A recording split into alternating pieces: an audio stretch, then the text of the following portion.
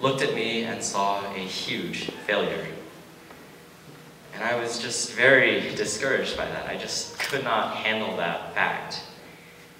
By the time I was 5, I started receiving verbal lashings from my brother and my siblings, both actually.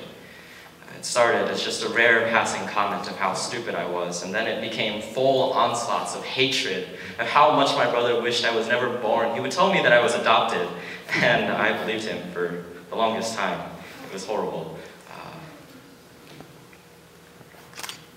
My brother and I seemed to get along on the outside, but every so often he would just whisper in my ears how terrible I was, how worthless I was, and for 3 years, that became who I was. I was just worthless. I was just nothing. I was wishing that I never had been born.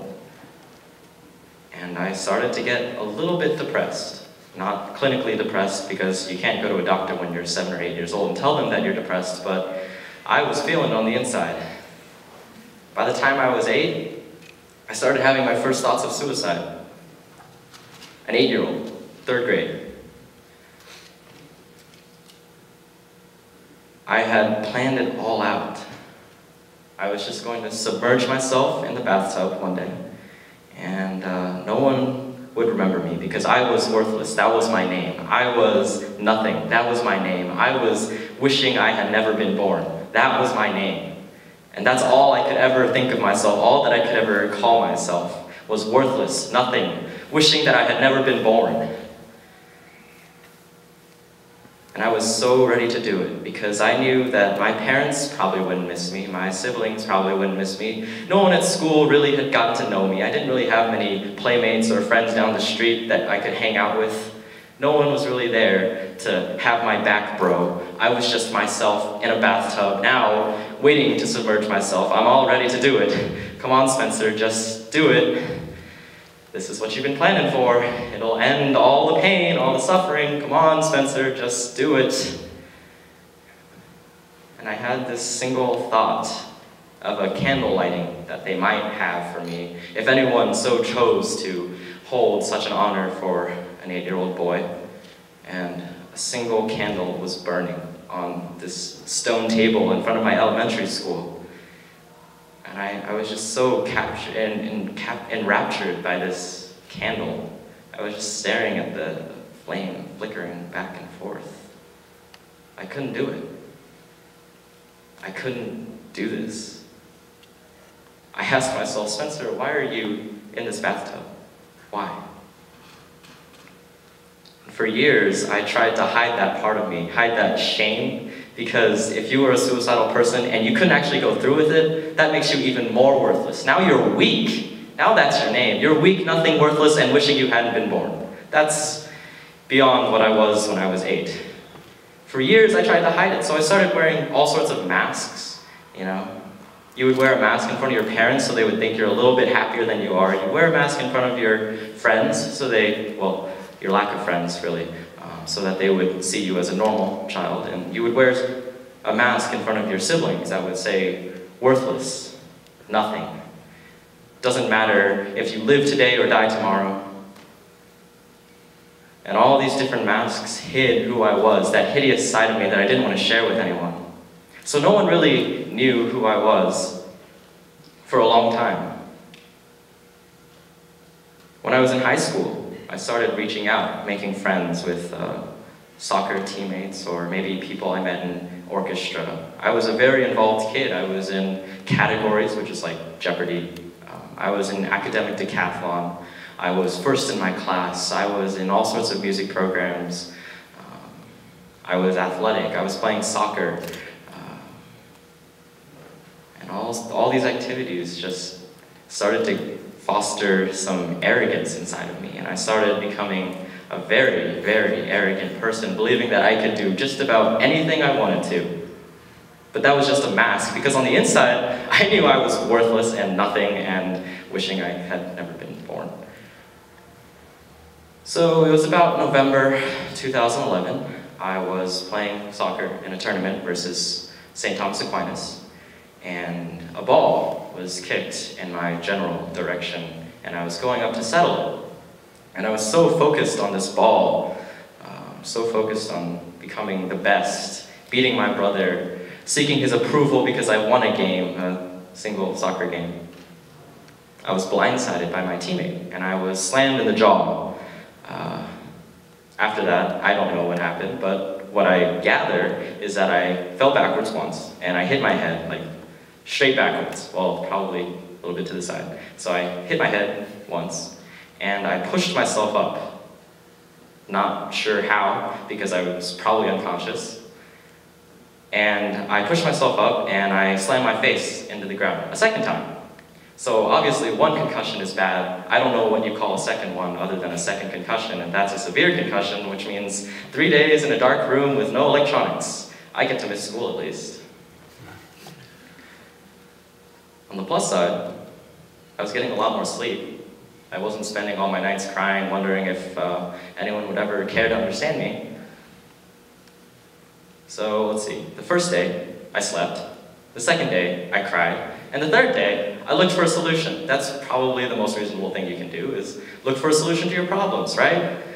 And I was thinking, like, maybe if I did this, or this, or maybe I made friends with that person, then maybe my brother would like me. I came back and I was so ready to carry out everything that I planned to do.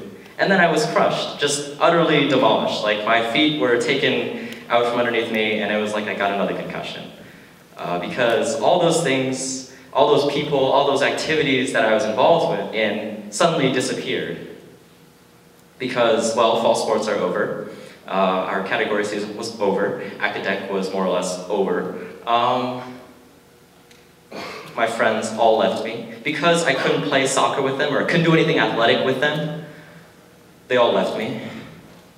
And now it's back to 8-year-old Spencer, who has no one to talk to, no one who really cares, no one who understands. Not that anyone ever did at that point. I faced racism and bullying nearly every day, and that in itself was enough to make me go back into suicidal 8-year-old Spencer mode. So January comes, February comes, and I'm at an all-time low. I spend hours every day just imagining all the kinds of pain that I can inflict on those people who hurt me first. I was coming up with ways to even kill these people. I was so mad at them. I hated them so much. There was some kind of hatred that was just so wound up inside of me, and I just wanted to let it all out on them. And a final act of I kill you and then myself. My mom noticed that something was up.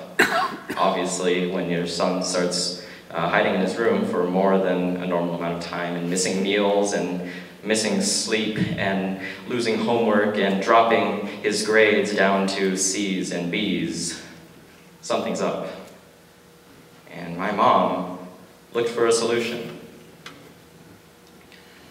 She didn't plan that it would be the solution, but one day, of the many things she planned, she tried to get me to join this youth fellowship. And it was at a Emmanuel Chinese Baptist church.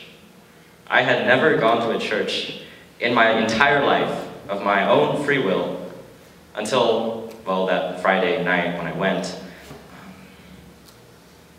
And I was just so angry, so depressed, so sad, so caught up in my own hatred of myself, of other people, that when I walked in there, I was so shocked when everyone wanted to shake my hand. And I was really shocked, especially when people wanted to know my name.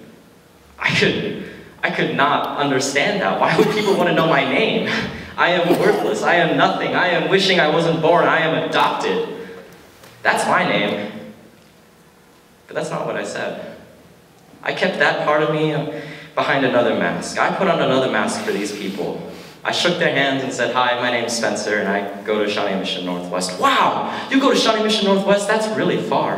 You should tell me more about that school. I don't know anything about that." How amazed I was when I realized that these people were inquiring about my life, like they actually cared. and they would play all sorts of fun games, and they would talk and hang out, and there was food, which was a plus. Yeah, so anyways, it was just so much fun. And that one evening, I smiled for what seemed like an eternity. Well, really it was like 2.5 hours, but it felt like a long time. So I smiled, and it was fun, and I really liked it. So if you like something, do it again. So I went back. I went back next Friday. I really liked it. I liked it so much that I went the next Friday, and the next Friday, and the next Friday. And every single time, these people had the same big smiles on their faces, and every single time they had this joy, this unexplainable joy that I didn't know what it came from. They were all just smiley people. So it started rubbing off on me, I guess, a little bit, and I found myself smiling more, and one day I realized, you know, I haven't thought of killing myself in months. I haven't hated these people in months. I don't want to hurt anyone now. I don't know why. I don't know why. Why are these people so happy? So I asked them. Why are you so happy? I started asking questions. It was